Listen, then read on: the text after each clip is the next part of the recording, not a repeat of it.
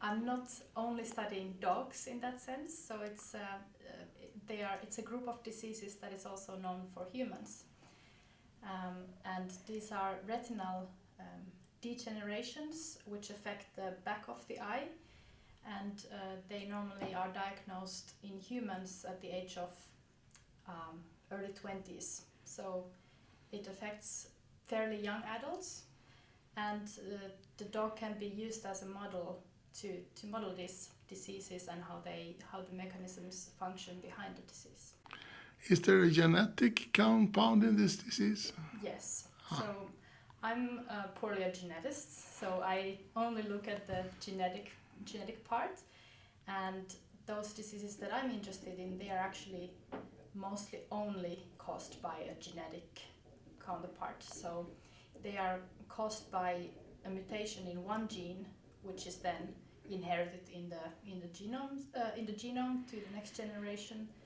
And when this kind of mutation is inherited from both parents, then the dog or human will get the disease. Mm-hmm. And what kind of dogs have this disease? What race of dogs? Well, mostly, unfortunately, we are looking at purebred dogs. Yeah. So the problem behind those dog breeds are that they have been the breeds are produced by mating close relatives, which brings the genetic background of the dog very narrow.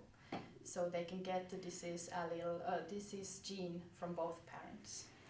So we are mostly looking at companion animals, companion dog breeds, which have been fairly used a lot in sort of parents of the dogs have been a lot used in the breed. Yeah. And what kind of breeds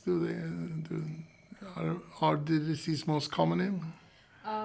We are looking at dogs, for example, English Springer Spaniels, Labradors, Golden Retrievers, all the sort of most common companion dogs. But this also helps you to find the gene, I guess, because they are so inbred dogs that it's easier to find the gene there than in humans. Exactly. That's exactly the reason why we actually use the dogs. Yeah.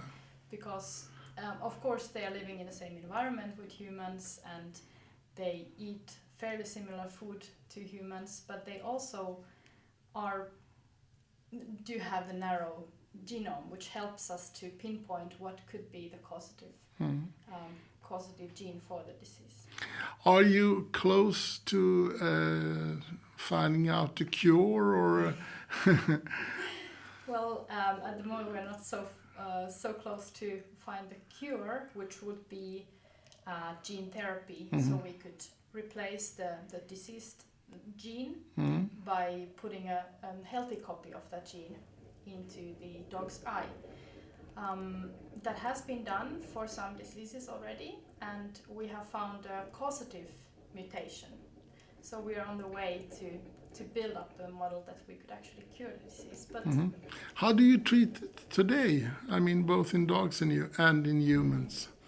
Well, there really isn't any cure for most of these diseases. It's a big group of diseases. There are more than 6,000 variants in humans. So it's a big group of diseases, but for most of them there are no cures at the moment. How do you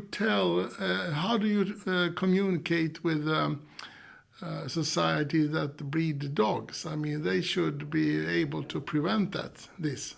Yes. By choosing different parents or exactly. Yeah, so testing. The problem there is that since the dog families are quite related to each other, if we would try to take all those dogs with the mutation out from the breeding, we would not be left with very many individuals. So that's why we can give genetic counseling, for example, for the dog breeders, so that they can test if their dog has this disease gene or mutation, and then they can pick a mate for that dog that doesn't have it. So that doesn't really breed out the mutation from the population, but we can prevent that there is no sick dogs to be born. Did I get you right? Is it do both parents need to have it, or? Yes, there are diseases in this eye disease group which are dominant, so to say. Yeah. So it's enough that you get one disease copy.